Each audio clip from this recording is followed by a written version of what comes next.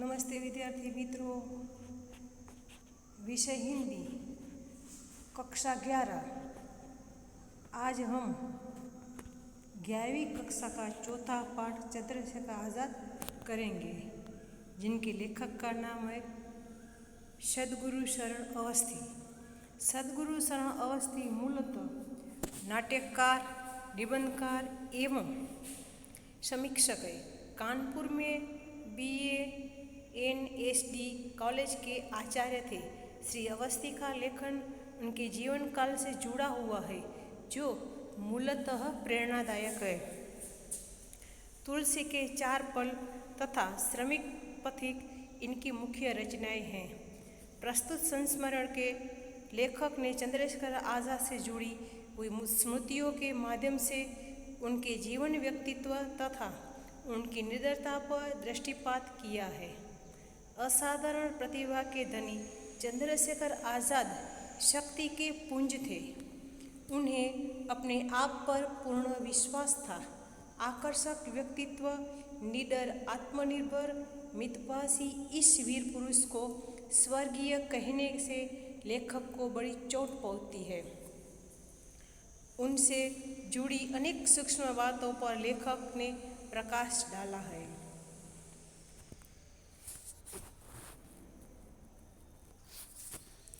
उन्हें स्वर्गीय कहने चोट लगती है। न जाने उनकी स्मृति आज क्यों सजग हो उठी। भूलना एक महान गुण है। वह समय का विस्तार है। स्मृति के बोझ का वह विश्राम है। शरीर में लगे हुए खरोंचे, देह में लगे हुए घाव समय के सहारे सूखते और भरते हैं।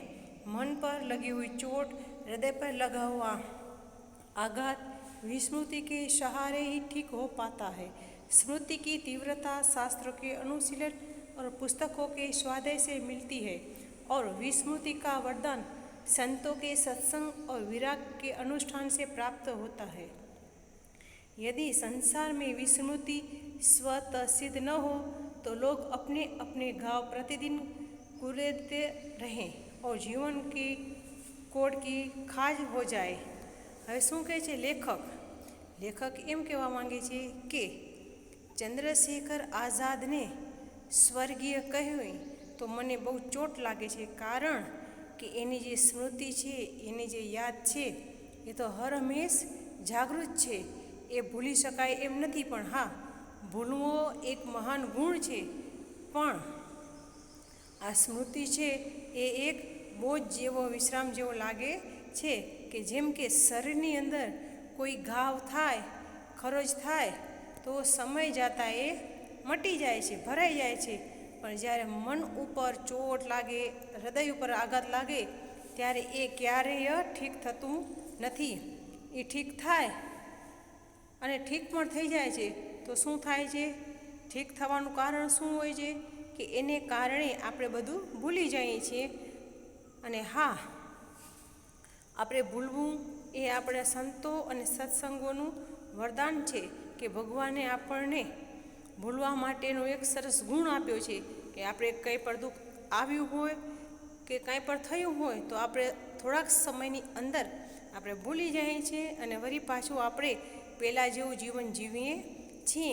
જો કદાચને આ વિસ્મૃતિ ન હોત, આ ભૂલવાનું ન હોત તો આપણું જીવન કેવું થઈ જાય? નકામું થઈ જાત।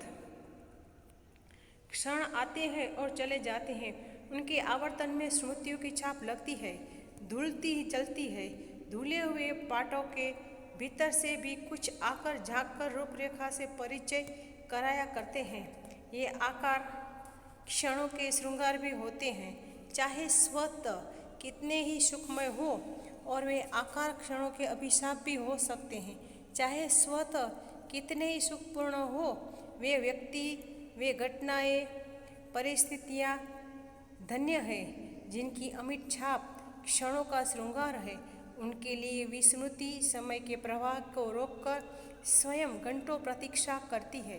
मन में संतत्व और विराग की स्वतः वर्षा हुआ करती है।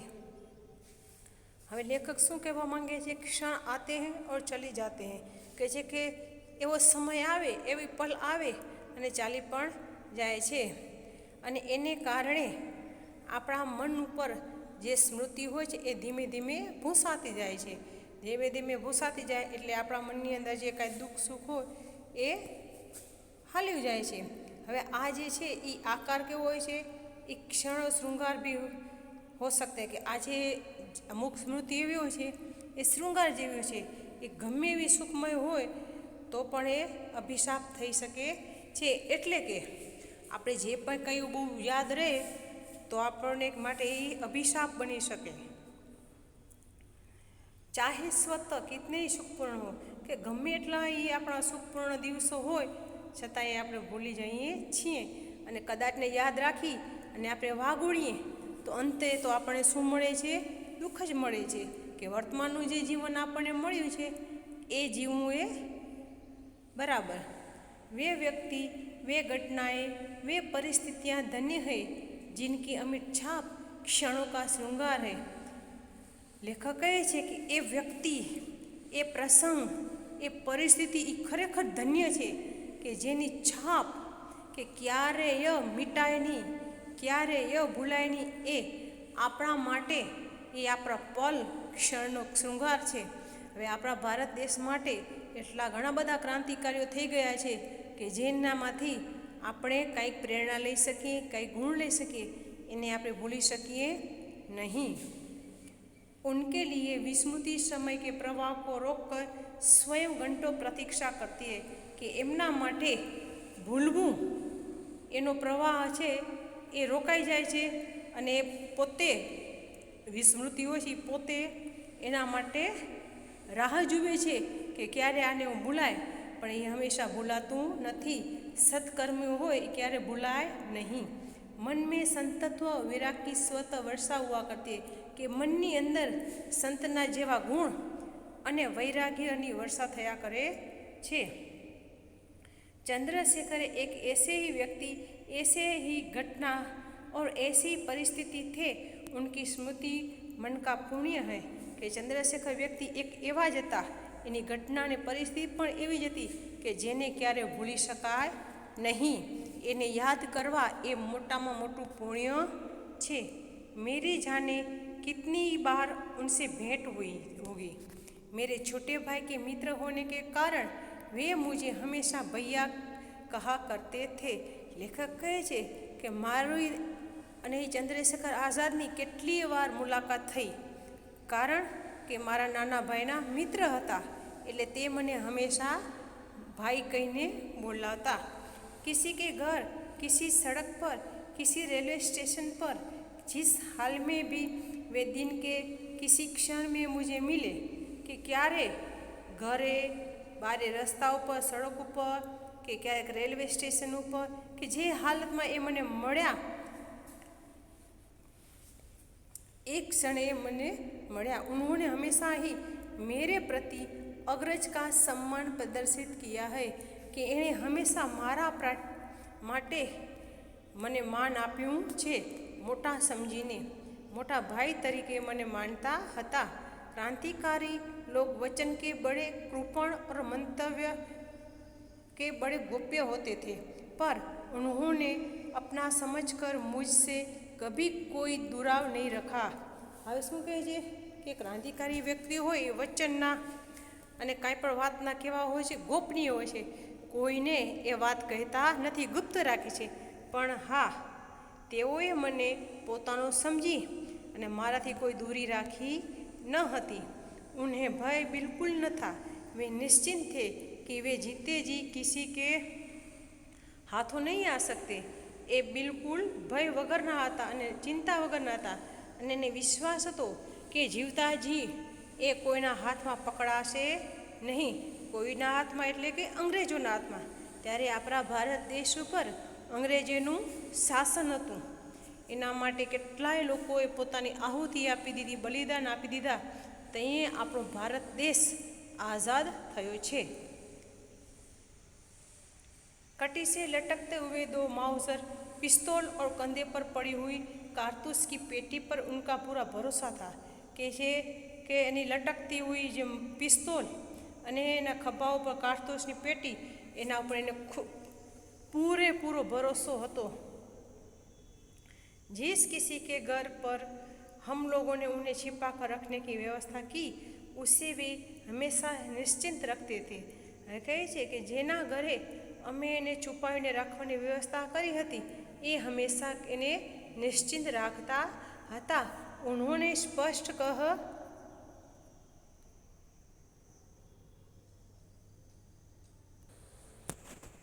और योगक्षेम का प्रकाश था।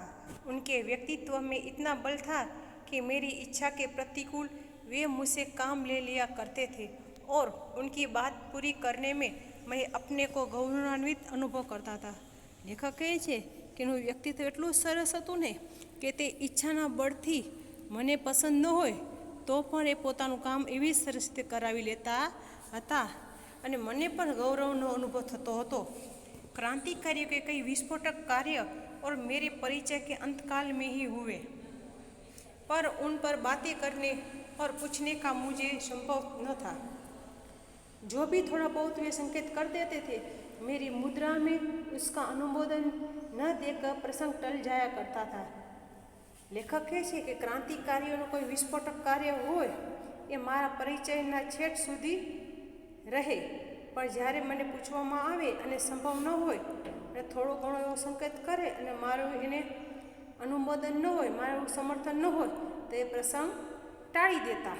उनका शरीर शक्ति का पुंज था और उनकी आत्मनिर्भरता की प्रतिकृति कि शरीर एकदम शक्तिशाळीनो खजानो हतो। एना शरीर में भरपूर शक्ति भरेली हती, मायकांगला न हता और एनामां आत्मनिर्भरता, एनामां ये आत्मविश्वास जाने के एनी प्रतिकृति हो, एनी छवि हो, एनु प्रतिबिंब हो। उनकी स्फीत शिराओं में उष्ण रक्त का भरपूर प्रवाह था। एना शरीरनी अंदर जे शिराओ छे, नस हो, एनी अंदर गरम लोहीनो प्रवाह वहतो हतो। उनके कार्यों की शोभा मुखरता और वाणी की शोभा मौन थी। एनु कार्य सरस मजानुं हतुं, पण वाणीथी एटले के बोलवानुं एनुं ओछुं हतुं, मौन हता। न जाने कितने रूपों में मैंने उन्हें देखा होगा। कलंगीदार पंजाबी पगड़ी और ढीले सलवार में वे जितने अच्छे लगते थे, खद्दर के कुर्ते और बंगाली धोती में भी वे वैसे ही खिलते थे। साधारणतया वे खुले गले का कोट और दोनों पैरों का कछोटे में ढकने वाली धोती पहनते थे। मैंने उन्हें सूट और हैट में भी देखा और पूरे पंजाबी परिधान में भी हर प्रकार के वस्त्र के भीतर वे खिलते थे। हवे लेखक एनु सुंदरताનું વર્ણન કરે છે કે એ કલંદીદાર પંજાબી ડ્રેસ પહેરે, પાઘડી પહેરે, ઢીલો સલવાર પહેરે, પંજાબી પહેરવેશમાં પણ એ સરસ લાગતા હતા, બંગાળીમાં ધોતી કુર્તામાં પણ સરસ લાગતા હતા, કે જે પણ એક પહેરતા એના ઉપર એ ખીલી ઉઠતું હતું। એ દરેક પોશાકમાં સુંદર લાગતા હતા।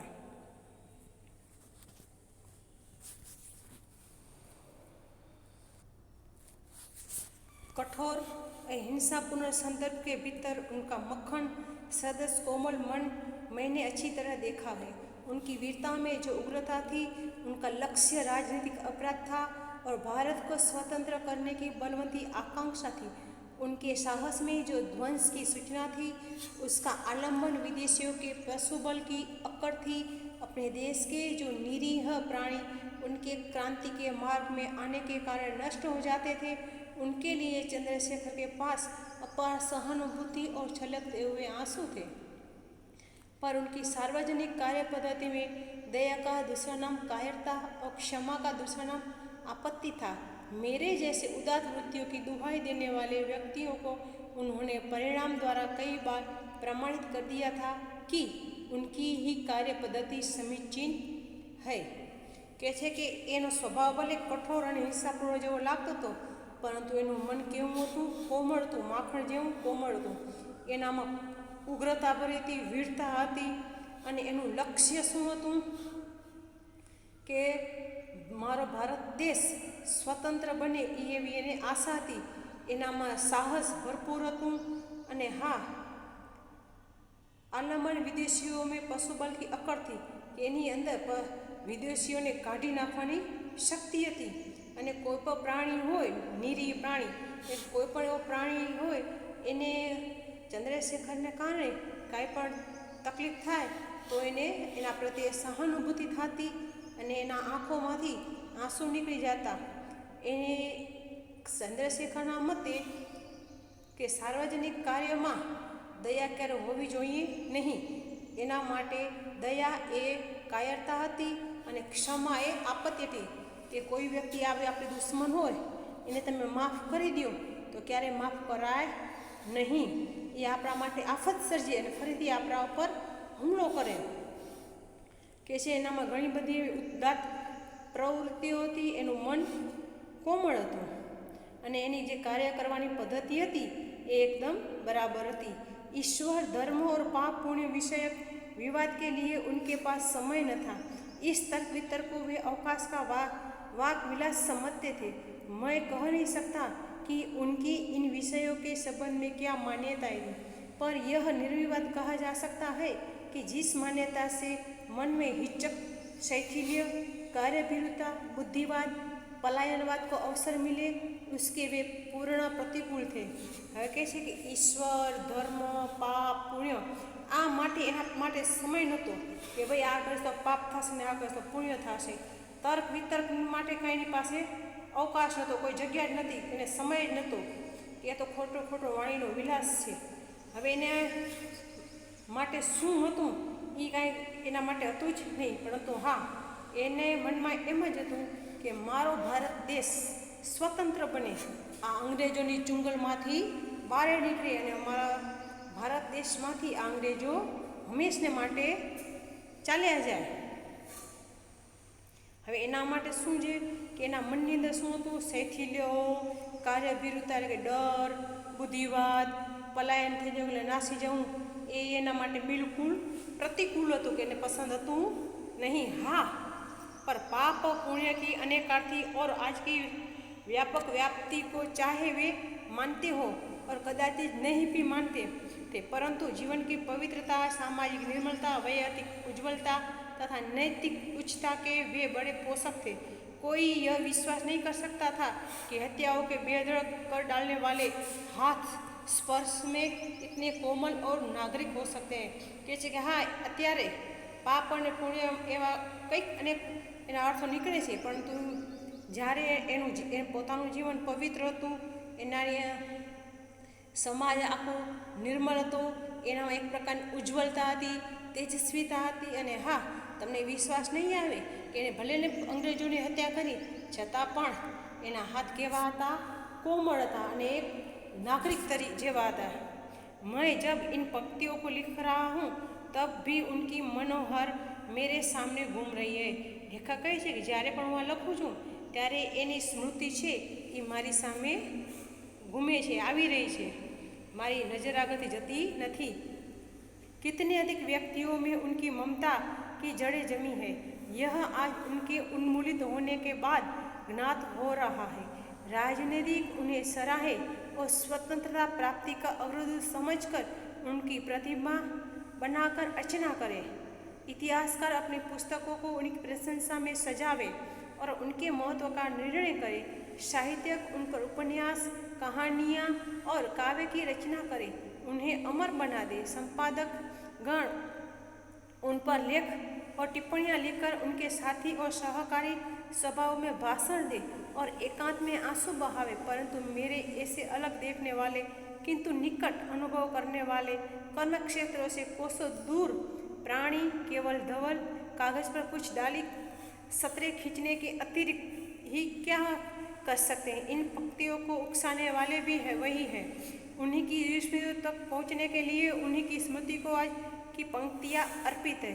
હવે લેખક કહે છે કે અત્યારે હું કાંઈ લખી રહ્યો છું ત્યારે એનો ચહેરો મારી સામે ફરે છે. અને હા, કેટલાય વ્યક્તિઓને એના પ્રત્યે મમતા છે, સ્નેહ છે અને એને રાજનીતિના અને સ્વતંત્ર પ્રાપ્તિના અગ્રેસર માનવામાં આવે છે. અને ઇતિહાસકારો હોય છે એની પ્રશંસા કરી અને એને ઇતિહાસમાં સજાવે. સાહિત્યકારો તેમના ઉપર ઉપન્યાસ લખે, કવિ હોય કાવ્યની રચના કરે, સંપાદકો ટિપ્પણી એવા લેખ લખે અને લોકો છે એને સહકારી સભાઓમાં ભાષણ દઈ અને એકાંતમાં આંસુ સારે, પરંતુ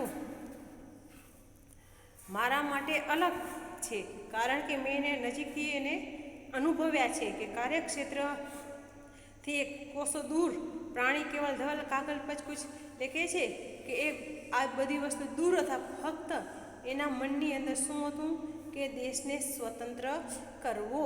અને કોઈક લોકો હોય એ વિસ્મૃતિને કરવાનું ચાહે તો પણ એ આપણામાંથી એ થઈ શકતા નથી. કે આજની જે પંક્તિ છે એ ચંદ્રશેખર આઝાદને હું અર્પિત કરું છું. જય હિન્દ.